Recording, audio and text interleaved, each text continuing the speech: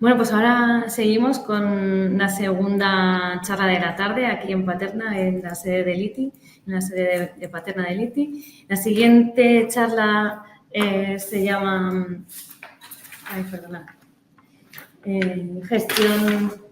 gestión de la calidad y la mejora continua con desarrollos de DevOps. La va a presentar Beatriz Pérez. Buenas, ¿qué Aquí tal? la tenemos. Hola, Beatriz. Buenas, Beatriz hola. es doctora en tecnologías de avanzadas en la Universidad de Castilla-La Mancha y también es ingeniera en computación en la Universidad Republicana de Uruguay. Hace mucho tiempo que estás trabajando en testing, ¿no? 2003. Así que Sí, es una muchos persona con años. mucha experiencia en el testing. Seguro que aprendemos mucho de ella. Y fue parte del equipo que fundó el Centro de Ensayos de Software en Uruguay. Bienvenida, Beatriz, y cuando quieras empezamos. Muy bien, bueno, voy a compartir la pantalla. No sé si me están viendo. ¿Ven la pantalla? ¿Sí? ¿Se ve la pantalla? ¿Sí? Sí, sí, Beatriz, te vemos la pantalla cuando quieras. Perdón. Bueno, muchas gracias por la presentación. Primero que nada, agradecer a Liti y todo el equipo de Liti por generar este evento y esta forma de compartir el conocimiento en la comunidad que es tan importante y que nos permite a todos conocer lo que están haciendo otros grupos y bueno, y contar nuestras experiencias. Entonces, muchísimas gracias. Bueno, ya como les decía, yo soy Beatriz Pérez, trabajo en la empresa de LXAS Next, que es un grupo tecnológico vasco que tiene distintas áreas de negocio, consultoría de gestión, tecnología, que es donde yo trabajo, un área de legal y un área de finanzas, y trabajamos en la industria, sector público, servicios financieros y economía social. Es parte de la corporación Mondragón, que es la cooperativa industrial más grande del mundo, el grupo de cooperativas industriales más grande del mundo. Entonces, un poco para entrar en tema, ¿cuáles serían las necesidades de QA y seguridad en entornos DevSecOps? ¿Por qué es tan importante esto? Entonces, hay un survey que hace Practice todos los años, yo lo hago todos los años porque me parece súper importante tener este tipo de encuestas, sobre el estado del arte del testing cada año, ¿no? Entonces, aquí podemos ver que en los últimos años los testers son cada vez parte más activa de los entornos, de los procesos CI/CD y de los entornos DevOps. Por otro lado, los equipos que han implantado DevOps despliegan, o los testers piensan que despliegan más funcionalidades, menos bugs a producción y su colaboración y nivel de testing ha aumentado. Por lo cual es una cosa positiva para los testers el tener DevSecOps. Por otro lado, hay otro de estos surveys que es de GitLab, en el cual en el 2023 comentaban que la implantación del ciclo de DevSecOps conlleva una mejora de la seguridad y que se están detectando una mayor cantidad de vulnerabilidades debido a la incorporación de pruebas mucho antes en el ciclo de desarrollo. Entonces, esto del shiftless testing no solo es shiftless testing, sino también es shiftless security, ¿no? Entonces, estamos llevando todo más al principio del desarrollo y eso implica una mejora en la seguridad y en la calidad. Y por último, el survey de este año de GitLab lo que nos dice, tiene una frase que me gustó, que es que lo que los desarrolladores quieren es más automatización, más colaboración y más IA. Entonces, bueno, me pareció muy interesante porque es un poco todo lo que sabemos todos. También nos comenta cuáles van a ser las prioridades en el 2024, que también es un poco lo que esperábamos. Y luego puse esta otra captura que me pareció muy interesante, que les preguntaban a los equipos eh, cuánto tiempo llevaba una nueva incorporación en la organización en ser productivo, ¿no? O cuánto tiempo le llevaba ese onboarding en su organización. Y contestaban equipos que estuvieran usando plataformas de DevSecOps y aquellos que no están usando DevSecOps. Y el 44% que usaban plataformas de DevSecOps decían que era menos de un mes, frente a los que no usaban, que era solo un 20%, que era menos de un mes. Y esto tiene un porqué, y es porque al final, si nosotros estamos llevando prácticas de DevSecOps, estamos homogeneizando procesos, formas de trabajo. Entonces, las nuevas personas que se incorporan tienen más fácil esa incorporación.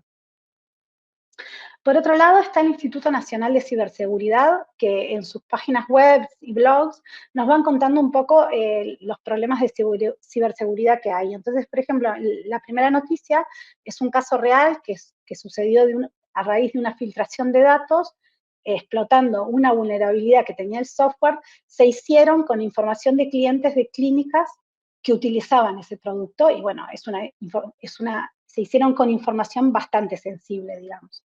Y por otro lado, comentan que el ciberataque de robar las cookies permite el acceso a cuentas y sistemas de la aplicación, y eso hace que, según de qué sea la aplicación, se pueden quedar con ese acceso, ¿no? O sea, entonces, este tipo de cosas, ya sea lo de filtración, explotar una vulnerabilidad o robar las cookies, son problemas de seguridad que quizás, en la mayoría de los casos, pueden resolverse desde el desarrollo y no llegar nunca a producción. Eso es un poco lo que queremos transmitir en esta charla. Entonces, ¿qué es DevSecOps? Es el conjunto de prácticas que combina el desarrollo y las operaciones, asegurando la seguridad y la calidad en cada etapa del bucle infinito. Entonces, ese bucle infinito tiene como las etapas en la parte dev son planificación, codificación, construcción y pruebas, y en la parte ops, lanzamiento, despliegue, operación y monitoreo, ¿no? Entonces, en todas esas etapas tiene que estar tanto la seguridad como la calidad. La idea de DevSecOps es acelerar la entrega de software seguro y de calidad. Eso es muy importante recalcarlo. No es acelerar la entrega de software seguro. Si yo pongo todas las herramientas y no pongo nada de calidad ni de seguridad, sí que voy a acelerar la entrega de software, pero voy a acelerar una entrega de software que no sé qué hace, ni si lo hace bien, ni si estoy generando vulnerabilidades o si estoy poniendo más problemas de lo que había antes. Entonces, es muy importante que esa automatización tenga prácticas de desarrollo seguro y de calidad. Y bueno, se basa en la integración y distribución continua, y intentar, el foco de DevSecOps está en la automatización de las tareas. Entonces, el primer paso, como decía, de DevSecOps es la planificación. Y este es el paso quizás más difícil de automatizar. Si bien hay algunas herramientas que nos pueden ayudar, es un paso vital, muy importante para las organizaciones, y es el paso donde más tenemos que colaborar. ¿Por qué? Porque en la planificación del proyecto DevSecOps colaboran todos distintos, digamos, equipos. Está el gestor de proyecto, está el equipo de desarrollo, está el equipo de QA, está el equipo de seguridad, está el cliente y los usuarios. Entonces, con todas estas personas tenemos que crear un plan de proyecto que incluya la definición de las tareas, plazos, recursos y riesgos potenciales. En nuestro caso, en el EKS, intentamos utilizar herramientas que nos ayuden en esa planificación, ¿vale? Si bien la planificación no se puede hacer mediante herramientas, sí que hay herramientas que pueden ayudar en la gestión ágil de esos proyectos, ¿no? Que, digamos, proyectos que se gestionan de forma ágil vienen muy bien con tener por detrás una automatización de DevSecOps. En nuestro caso trabajamos con herramientas Atlassian, Jira para la gestión de proyectos, planificación, supervisión y gestión de tareas, o Confluence para la gestión de conocimiento. Entonces, una vez se tiene la planificación, ya empezaríamos a ver cómo ponemos todas esas herramientas a trabajar para mejorar la calidad del testing y la seguridad. Entonces, todo empieza en la máquina del desarrollador. El desarrollador está en su máquina, tiene su IDE de desarrollo, que puede ser Eclipse, VS Code, el que él decida. Mediante Jira sabe en qué feature o en qué bugs o en qué mejora tiene que trabajar. Y a su vez, en su IDE de desarrollo tiene instalado SonarLint, que le va diciendo tanto los problemas de mantenibilidad que va haciendo a medida que codifica, como los problemas de seguridad. Entonces, en un momento dado, ese desarrollador termina su feature o su mejora, hace un commit, y en ese momento empieza el pipeline de integración continua, que está organizado, orquestado por distintas herramientas para esto, y se ejecuta lo que vendría a ser las pruebas unitarias o de integración. Durante la presentación yo voy a hablar en general de herramientas para Java, pero esto mismo se cumple para cualquier otra herramienta. O sea, si estamos utilizando .NET, tenemos el framework NUnit que testea .NET. Lo mismo para Python, lo mismo para TypeScript. Pero bueno, para hacerlo más fácil, aquí voy a hablar de Java. Entonces, por ejemplo, para pruebas unitarias sin integración, puedo usar JUnit, puedo utilizar Mockito y puedo documentar esas pruebas utilizando Cucumber. Luego pasaríamos lo que tiene que ver con el código, el análisis de código y el análisis de seguridad. Para ambas cosas puedo utilizar SonarQube. SonarQube ve las vulnerabilidades que tenemos en el código, también las vulnerabilidades de seguridad, además de los ISUs de mantenibilidad. Pero además también podemos utilizar una herramienta como Dependency Check o Dependency Tracks, que son herramientas de OWASP, que nos permiten ver las vulnerabilidades en las librerías que estamos utilizando. Por último paso, vamos a hacer el deploy, por ejemplo, en el entorno de desarrollo, y en un momento dado, cuando ya los distintos desarrolladores van iterando sobre la solución, van a querer hacer un deploy al entorno de pre o producción. Entonces, en ese caso, además de lo anterior, tenemos que agregar la parte de testing, ¿vale? Y ahí vamos a un testing funcional, que puede, por ejemplo, ser, si estamos hablando de sistemas web, podemos utilizar Cucumber con Selenium y los errores que vayamos encontrando también los podemos volcar en Jira para la próxima iteración. O si estamos hablando, por ejemplo, de Android, podemos usar Cucumber con Espresso. También, si son sistemas web, podemos utilizar para ver simular ataques previo a la puesta en producción, herramientas como la de OWASP SAP Proxy. Bueno, y por último, hacemos ese deploy y también podemos hacer un monitoreo de la calidad en producción, mirando los crashes con distintas herramientas. Entonces, pasando al punto 2, que es la codificación, como les decía, cada desarrollador va a usar el repositorio o la herramienta de control de versiones que necesita y va a usar la metodología de gestión de flujos que le venga mejor para ese proyecto. Luego viene la etapa de compilación y empaquetado, donde son herramientas que facilitan y definen los procesos de construcción y la gestión de dependencias, y también utilizamos herramientas de gestión de paquetes y librerías. Por lo siguiente, el siguiente paso es generar esos pipelines de CI/CD para automatizar la construcción y reducir el tiempo y los errores en el proceso. La idea de todo esto es evitar la típica frase de en mi equipo funciona, ¿no? O sea, tener este tipo de automatización hace que saquemos la capa del equipo y vayamos a una capa global para todos los desarrolladores. Bueno, aquí podemos utilizar distintas herramientas, Jenkins, GitHub Actions, GitLab CI/CD, bueno, hay distintas herramientas que nos pueden ayudar. Y utilizamos contenedores de compilación para una determinada pila tecnológica para asegurar la consistencia de la compilación y quitamos los problemas de dependencia con el entorno. Un último paso, y lo vemos también como parte de la construcción, es la gestión de la calidad de código. Porque justamente es eso, calidad de código. Entonces, la gestión de la calidad de código, si bien los QA ayudamos en eso, es el responsable de que el código tenga calidad es el desarrollador. Entonces, herramientas como SonarQube lo que nos ayudan es a mejorar la mantenibilidad, la confiabilidad y la seguridad del código.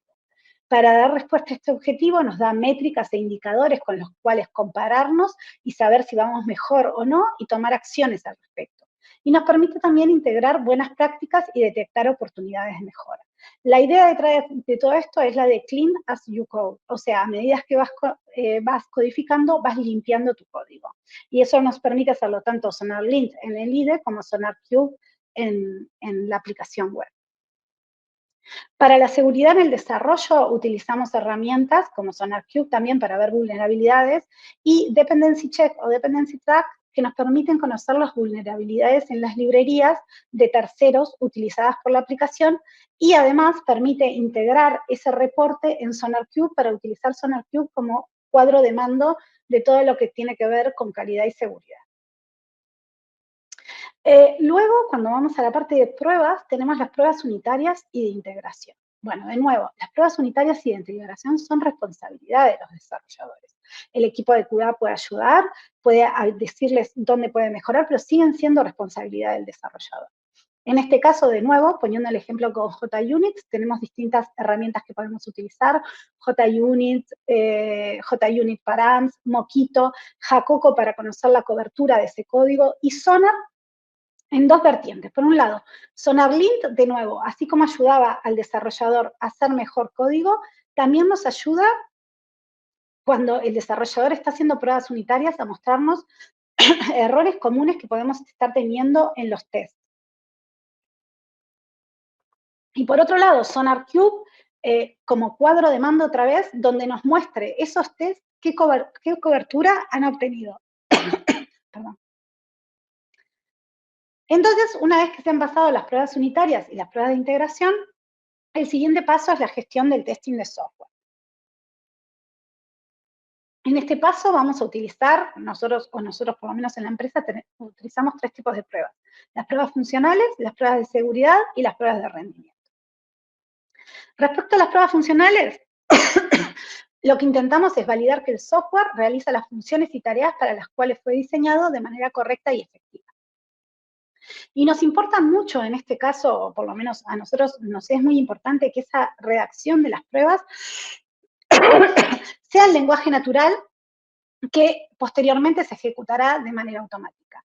Para hacer esas pruebas en lenguaje natural, lo que seguimos es un enfoque de, digamos, BDD, ay, perdón, donde las pruebas se definen antes del desarrollo. Voy a tomar agua porque si no, no voy a poder seguir.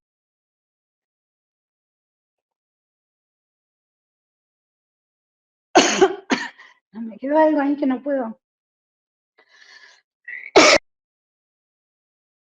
Ay, no puedo seguir, perdón.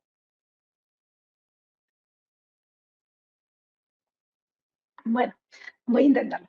En BDD, las pruebas se definen antes del desarrollo, puede servirnos tanto para pruebas funcionales o de aceptación, y el foco está en el usuario y el negocio.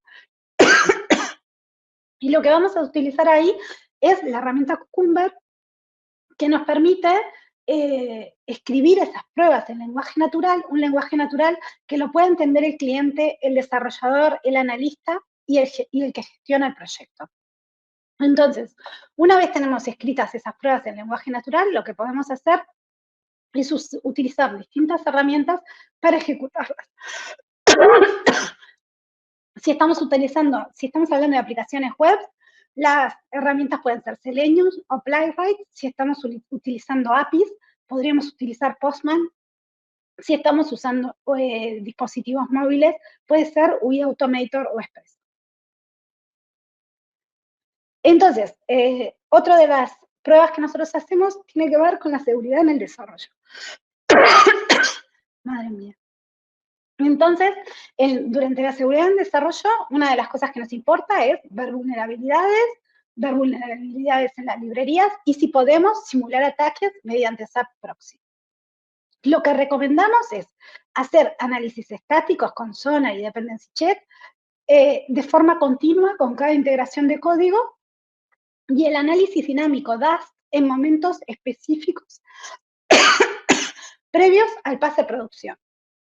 Una vez que el producto está por pasar a producción ya inminentemente o ya está en producción, ahí, por ejemplo, nosotros lo que hacemos es trabajar con el hacking ético, que es simular ataques de ciberseguridad para identificar vulnerabilidades en un sistema antes de que los atacantes maliciosos puedan explotarlos. Y en el caso de LKS, contamos con una empresa que se llama Security, que se especializa en hacking ético. Entonces, bueno, por ahora les he contado un poco cómo trabajamos en calidad y seguridad en DevSecOps, y la idea, o lo que todo el mundo piensa, es ¿y qué pasa con la IA? ¿Cómo trabajamos en IA en este entorno? Entonces, si vamos al estudio, hay un estudio de GitHub Copilot de hace el estudio tiene tiempo, pero lo han actualizado hace poco, y en ese estudio nos dicen que utilizando GitHub Copilot, los desarrolladores se sienten un 88% más productivos. Además, el reporte de GitLab del año 2024 nos dice que los profesionales de DevSecOps son optimistas respecto de la IA y su adopción en el ciclo de vida del desarrollo de software. Sin embargo, destacan que hay varias áreas que las organizaciones deben vigilar para asegurarse que la introducción de la IA sea lo más productiva posible. O sea, al final, lo que nos interesa es eso, ser productivos utilizando IA. Entonces, ¿qué puntos vemos nosotros en DevSecOps y la IA? Por un lado tenemos los asistentes de código, ¿no? Que así como SonarLint ayuda al desarrollador, estos asistentes de código, que ahí he puesto abajo algunos de los que más se habla ahora, que es GitHub Copilot, Amazon Q, Gemini, Vertex AI, Cursor, son distintos asistentes que nos brindan información, sugerencia y automatización para agilizar el desarrollo. Por otro lado, sabemos, ya es algo, eso ya nadie lo duda, que el desarrollo de software asistido por la inteligencia artificial mejora significativamente la eficiencia y la velocidad de creación de aplicaciones. Esto que nos decía GitHub Copilot, que los desarrolladores de software eran un 88% más productivos, es siempre teniendo en cuenta que empiezan una aplicación desde cero. Así hicieron el estudio. Entonces, cuando empezamos desde cero, se es más eficiente con la IA. Y además, hay otra cosa para lo que la IA ayuda un montón, es a entender el código. Además, estos asistentes se integran en los IDEs más populares, terminando siendo una parte fundamental del entorno de desarrollo. Entonces, ahí el problema y las preguntas que nos hacemos desde la empresa es, ¿cuál es mejor, primero? Porque todas estas herramientas tienen un costo y queremos saber hacia cuál tenemos que ir. ¿Qué pasa con el código que envío el servicio? ¿Ese código después lo puede utilizar otra empresa? ¿Ese código lo ve alguien más? ¿Ese código es mío? ¿De quién es? Y una vez que yo utilizo ese código generado, ¿a quién pertenece? ¿Ese código no tendrá copyright? Esas son varias de las dudas que tenemos al utilizar distintos asistentes. Entonces, en función de eso, desde hace un tiempo ya, venimos trabajando en distintos proyectos que tienen que ver con calidad y otros que no tienen que ver con calidad. Yo les voy a contar aquí los proyectos que tienen que ver con calidad. Nosotros trabajamos mucho con la Universidad del País Vasco, con el grupo Nekin, y en este caso les voy a contar dos trabajos que hicimos, uno que tiene que ver con pruebas unitarias y de integración, y el otro que tiene que ver con refactoring, ¿vale? Y en los dos la idea era la misma, queríamos contar con una base de pruebas sobre la cual poder probar con distintos asistentes. O sea, teniendo esa base de pruebas y yo sabiendo las salidas esperadas, ver si GitHub Copilot o el asistente que sea me ayuda y hace lo que yo espero que me haga, ¿no? Entonces, para eso definimos un montón de métricas. Bueno, esto fue un TFG, lo hicimos mediante con el grupo Nekin, trabajando en un TFG con el Neco Pizarro, y el estudio se llamaba IA aplicada a pruebas unitarias y de integración en proyectos de desarrollo Java. Una de las premisas que utilizamos es utilizar GitHub Copilot. O sea, él podría haber utilizado cualquier LLM, pero a nosotros nos interesaba el tema específico de si el asistente trabajaba bien en estas cosas. Y en este momento, claro, esto es un proyecto que empezamos hace 9 meses, en ese momento GitHub Copilot usaba ChatGPT 3.5. Entonces, con esto, otra de las cosas que nos interesaba eran los criterios de prompt engineering, o sea, saber qué prompt era mejor para generar pruebas correctas. Entonces, ¿cuáles fueron los resultados que tuvimos de este proyecto? Bueno, vimos beneficios y problemas. Como beneficios, vamos a empezar por la parte buena, da muy buena asistencia a comenzar a hacer los tests, hace muy bien el autocompletado, no solo ayuda en eso, sino que mejora issues, codesmells y bugs que encuentra SonarLint en los tests y ayuda en la parametrización, o sea, la parametrización de los tests. ¿En qué cosas nos da problema?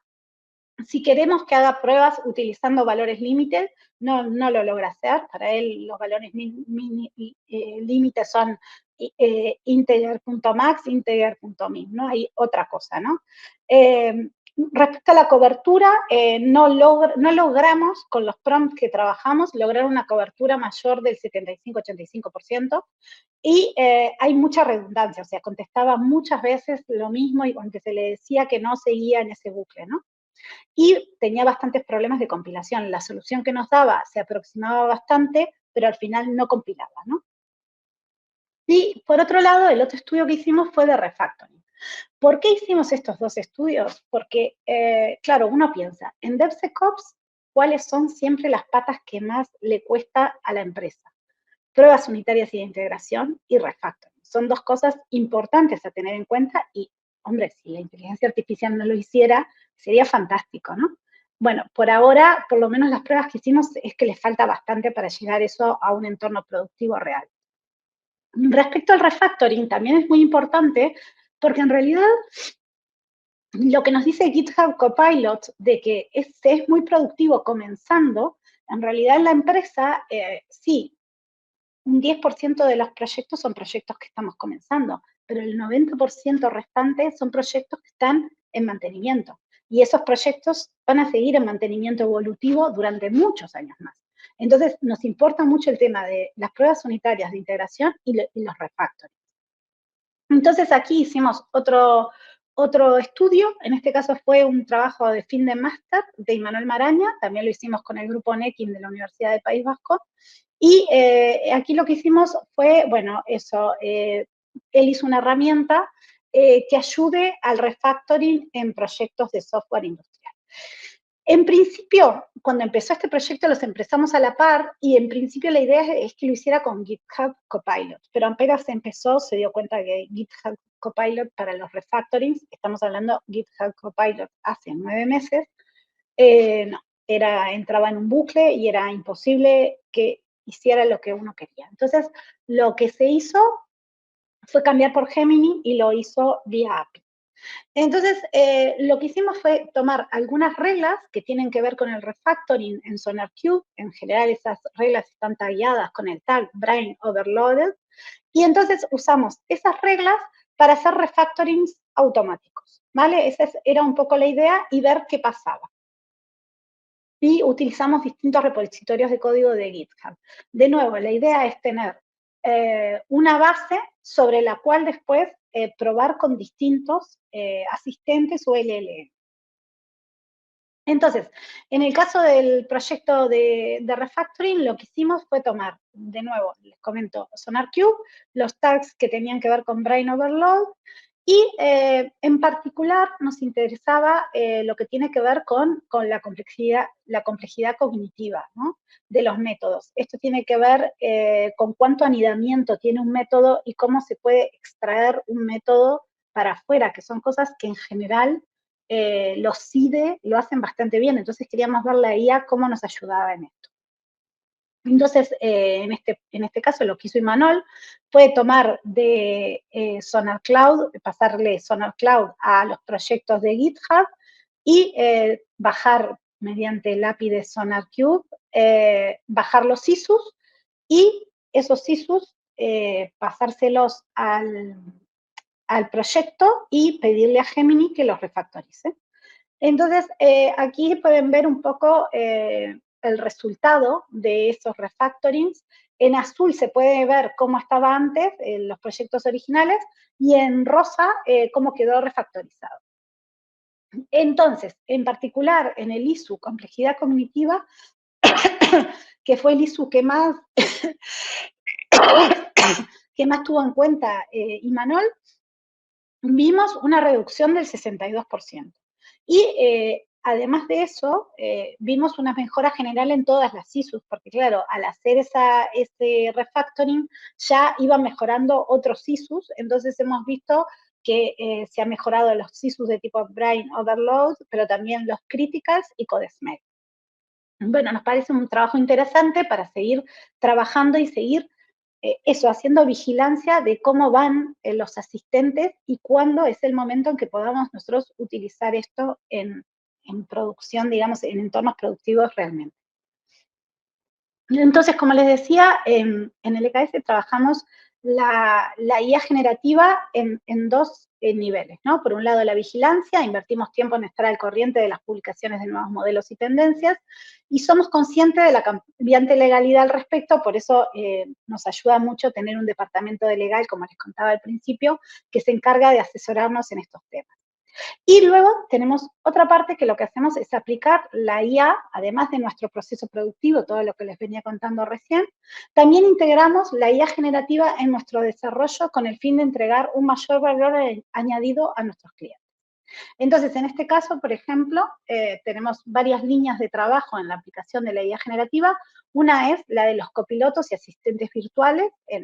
Aquí arriba, por ejemplo, les mostramos a Lur, que era, bueno, eso, un asistente virtual que ayudaba en la normativa de sostenibilidad de la Unión Europea. Entonces, se le podían hacer distintas preguntas y Lur estaba solamente contestar respecto a lo que se le entrenó. Luego tenemos otro proyecto que va sobre gestión de conocimiento, es el proyecto Héroes, donde usamos la IA generativa para conocer quién sabe qué, ¿no? Y lo estamos intentando poner en práctica dentro de nuestra propia empresa, porque nos pasa mucho de que alguien pregunta, oye, me ha salido tal proyecto y ¿quién sabe hacer esto? Entonces, tener esa gestión de conocimiento es una cosa muy importante. Y luego también la usamos en la industria, en nuestros proyectos, en nuestros clientes, para automatización de los servicios de campo y SAT.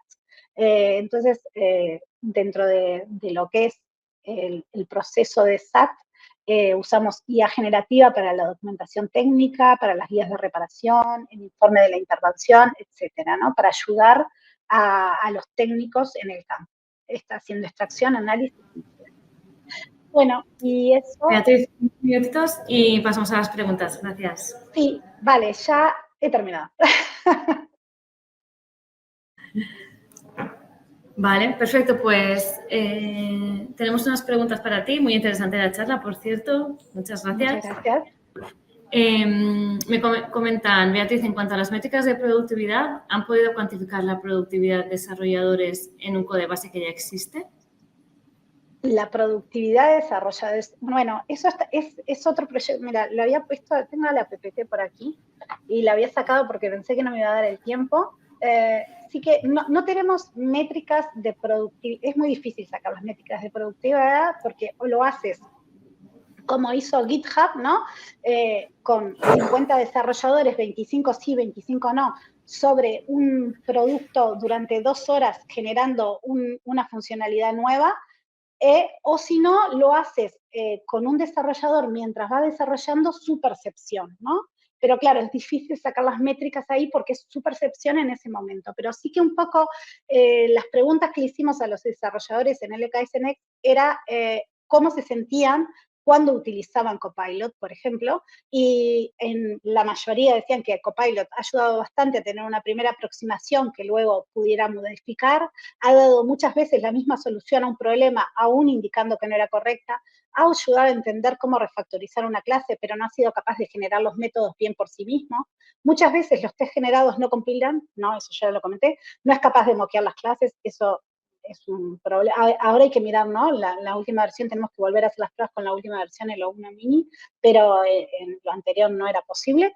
Y utiliza métodos y clases que no existen, dependencias que no hay definidas, deja código sin hacer. Es mejor ir pidiéndote método a método y dándole muchas indicaciones. Pero en general, a ver, con los pros y los contras, creemos que sí ayuda en la productividad. Pero no lo tenemos medido. Es un debe. Perfecto, sí, además estas sillas van evolucionando de forma muy rápida. Claro. Y lo que hace 9 meses visteis, a lo mejor ahora ha evolucionado y ha cambiado. Exactamente, por eso nos parece muy importante tener un conjunto sobre el cual ir probando e ir viendo si las IAs van mejorando eso, ¿no? Entonces estamos intentando tener ese conjunto de lo mínimo que nosotros creemos que se necesita para el desarrollo y irlo avanzando, ¿no? O sea, para ver si realmente nos terminan haciendo pruebas unitarias que valgan la pena y no pruebas que al final son básicas, refactorings que realmente nos resuelvan situaciones en producción, digamos. Exacto. Y que puedan en realidad dar más cobertura, esas pruebas dar más cobertura al código. Vale, otra pregunta. ¿Qué habilidades debe tener un QA que trabaja en equipos DevSecOps? Bueno, sobre todo tiene que tener paciencia y tiene que estar mucho tiempo... Eso los próximos especialistas en tener paciencia. Sí. Tiene que tener mucha paciencia y sobre todo entender que es parte del equipo de desarrollo. Y los desarrolladores tienen que entender que la parte de QA es parte de su desarrollo. Y en general lo entienden, ¿eh? O sea, nosotros en la empresa, por lo menos, la mayoría, yo puedo decir que el 90% de las personas prefieren tener QA en su trabajo diario. O sea, siempre hay un 10% que yo digo que son inmunes a la calidad, ¿no? Siempre pasa, pero son los mínimos. Entonces, creo que a los desarrolladores les gusta hacer software de calidad, les gusta hacer software seguro. A nadie le gusta pasar algo a producción y que le lluevan críticas. No le gusta a nadie. Entonces, si tienen una red de contención que les ayuda a ir mejorando, a que les vaya mostrando dónde están los issues o los errores antes, lo ven como algo muy positivo. Entonces, creo que es muy importante, sí, eso, hacer team con el equipo de desarrollo. Por lo menos es lo que a nosotros nos funciona, ¿no? Llevarnos bien con el equipo de desarrollo. Bueno, en general, la base de todo es llevarse bien, ¿no? La colaboración. Al final, para algo está todo esto de las herramientas, ¿no? Para mejorar la colaboración. Entonces, porque al final las herramientas mejoran la colaboración entre las personas, que es lo importante, ¿no? Exacto, al final en un equipo todos tenemos un objetivo y es que haya los mínimos errores en producción posible, con lo cual es trabajar juntos para llegar a ese objetivo. Eso es, eso es. Y otra pregunta, ¿qué es lo más difícil de gestionar la calidad con los equipos de desarrollo? Bueno, los tiempos, ¿no? Cuando hay un deadline y que por un lado está el cliente pidiendo que se pase a producción y por otro lado la gente de calidad dice, esto nadie lo probó, nadie lo miró, y bueno, al final el cliente decide, ¿no? Y le cuesta mucho a los clientes a veces entender eso, ¿no? Que no hay que pasar esas cosas a producción, que hay que esperar, que hay que tener más claro el nivel con lo que estamos pasando. Esas son las cosas más difíciles, digamos. Ay, pido disculpas a todos por la tos que me dio de la presentación. Exacto, el cliente también como parte del equipo, ¿no? Te deberíamos de enseñar. Eso es cada vez más. O sea, el cliente tiene que ser parte del equipo, pero aún siendo parte del equipo a veces tiene presiones externas también, o sea, esas presiones que tenemos siempre por salir más rápido que otro, ¿no? Y esas cosas hacen lo que dejemos la calidad.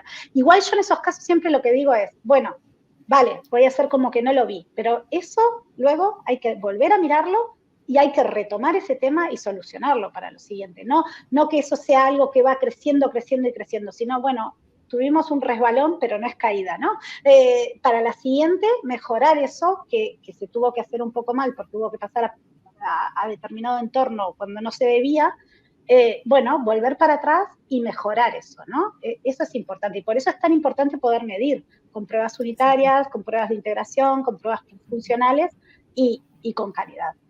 Sí, para después poder sacar esos indicadores, ¿no? Y decir, mira, hemos filtrado tantos errores en tanto tiempo y al usuario final le ha llegado un 2% o menos de los errores detectados en total, ¿no? Medir para poder tomar decisiones. Exactamente.